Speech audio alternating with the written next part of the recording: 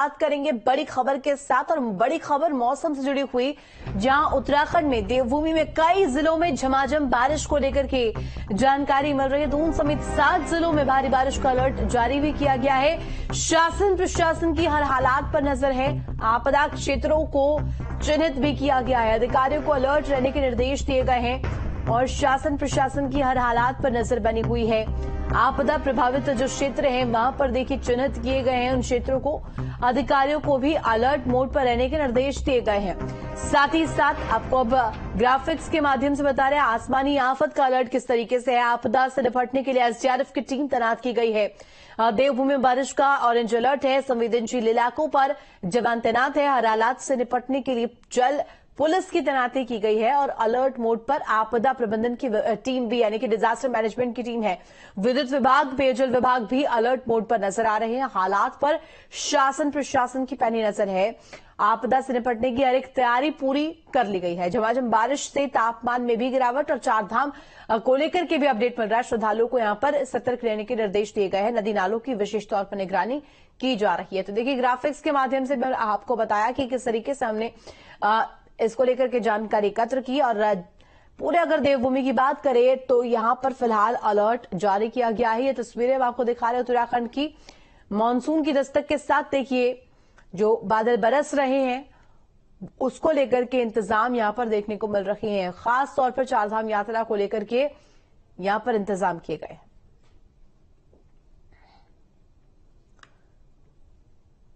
तो पहाड़ में, देवभूमि में किस तरीके से मौसम यहां पर नजर आ रहा है। मिजाज जो है मौसम का बदला हुआ नजर आया। पहले प्रचंड गर्मी और उसके बाद अब मानसून की दस्तक के साथ थोड़ी सी राहत की सांस यहां पर लोगों ने ली है। पहाड़ी क्षेत्रों की बात करें वहां पर भूस्खलन की लगातार संभावना बनी हुई है। इसको लेकर के यहां पर अलर्ट मोड पर रहने के निर्देश भी दिए गए।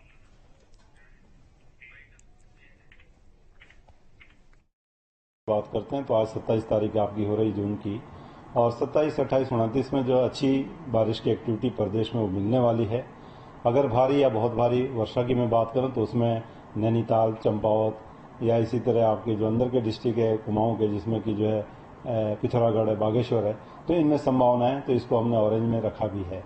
इसके अलावा जो बाकी डिस्ट्रिक्ट है कुमाऊं के, तो उसमें भी 2 से 3 दिन ये जो है हैवी रेन्स जो है वो कहीं कहीं पर मिलती रहेंगी।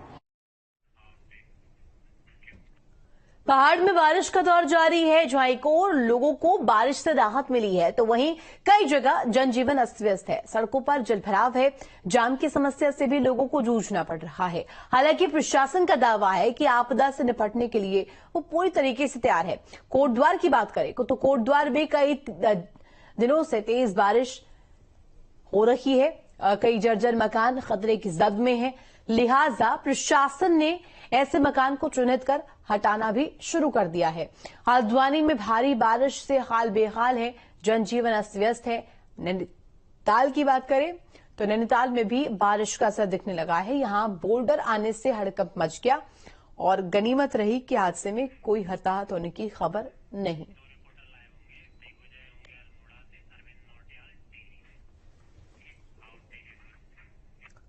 और देवभूमि में मौसम किस तरीके से बना हुआ है, हमारे साथ दिग्विजय जुड़ गए हैं अल्मोड़ा से। इसके साथ साथ हमारे साथ अन्य संवाददाता भी जुड़े हुए हैं। उनका रुख करेंगे। अरविंद नौटियाल हमारे साथ टिहरी से जुड़े हुए हैं। सबसे पहले अरविंद मैं आपका रुख करना चाहूंगी। टिहरी की अगर बात की जाए, बीते दिन जिस तरीके से तस्वीर सामने आई थी, भीषण गर्मी पड़ रही थी। प्रचंड गर्मी के बीच लोग जूझ रहे थे। जल संकट था, इसके साथ साथ वनाग्नि भी परेशान कर रही थी। लेकिन अब मानसून की दस्तक के साथ जो सबसे बड़ा सवाल है वो व्यवस्थाओं को लेकर के।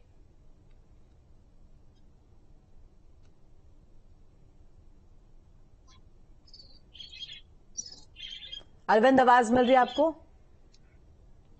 शायद हमारा संपर्क अरविंद से नहीं बन पा रहा है। दिग्विजय का रुख करना चाहूंगी। दिग्विजय, अल्मोड़ा की अगर बात करें तो फिलहाल क्या स्थिति अल्मोड़ा में बनी हुई है, क्योंकि भारी बारिश को लेकर के लगातार संभावना मौसम विभाग ने जाहिर की है। हाँ जी, फिलहाल अगर हम अल्मोड़ा की बात करें, आज अल्मोड़ा में धूप निकली हुई है, बादल भी लगे हुए हैं।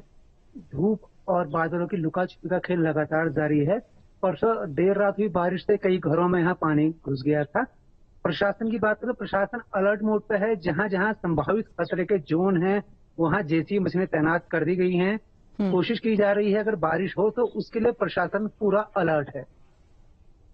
बिल्कुल दिग्विजय, और इसके साथ साथ देखिए बारिश को लेकर के जिस तरीके से अपडेट मिल रही है, दिग्विजय ये भी बताइएगा कि निर्देश क्या कुछ यहाँ पर मौसम विभाग की तरफ से दिए गए हैं, क्या वो एडवाइजरी है महत्वपूर्ण जो कि लोगों को दी गई है?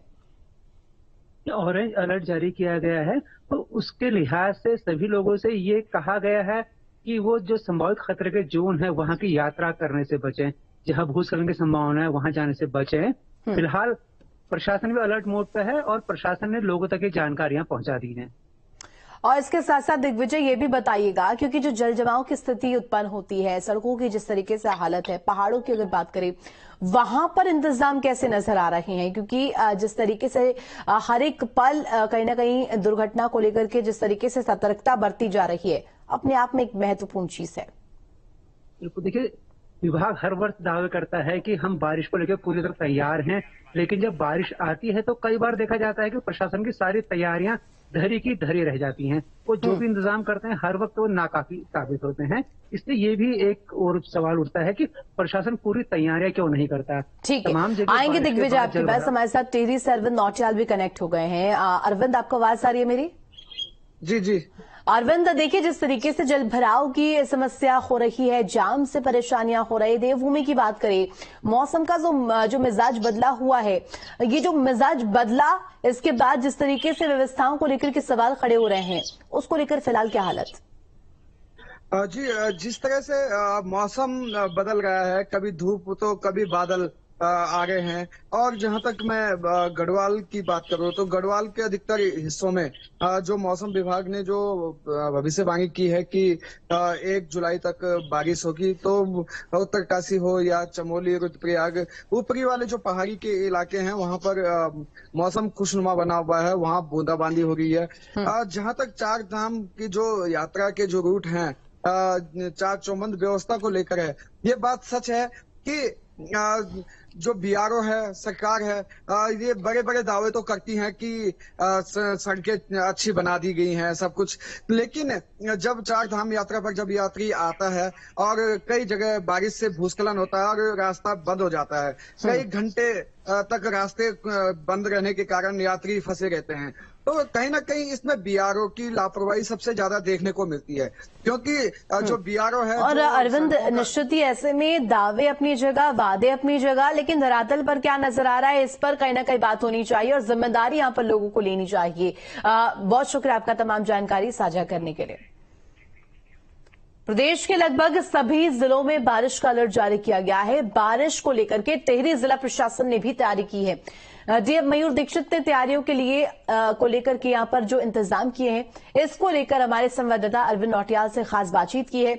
इस दौरान व्यवस्थाओं को लेकर के उन्होंने क्या कुछ कहा है, सुनिए। जिलाधिकारी से हम बात करेंगे कि जो मौसम विभाग है उसको लेकर जो निर्देश हैं उसको लेकर क्या तैयारियां की गई हैं, अधिकारियों को क्या निर्देश दिए गए हैं। देखिए, जो मौसम विभाग के द्वारा अलर्ट जारी किए गए हैं और आगामी अगले 1-2 सप्ताह में मानसून के आने की भी पूरी संभावना है, तो इसको लेकर विभिन्न डिपार्टमेंट जो भी ये कार्य के लिए रिस्पॉन्सिबल हैं, बड़ी सड़क के हों, बिजली के हों, पानी के हों, राशन, सभी के साथ आज फिर से रिव्यू किया गया है सुबह।